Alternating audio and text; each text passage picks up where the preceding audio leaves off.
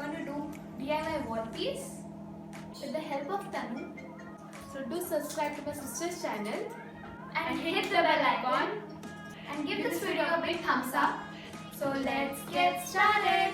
First we need toothpicks, mirror, any bottles cap, double tape, gold spray and a Fevicol.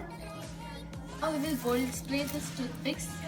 After gold spray, this toothpicks will look like this. Stick this toothpicks on the cap with the help of Fevicol like this.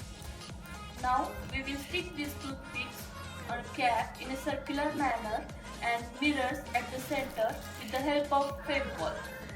Finally it looks like this. Now we are going to stick this with the help of two-way stick on the wall. Finally it looks like this. It looks so beautiful. Isn't it, Tanu? Of course, Addu, at last we made it.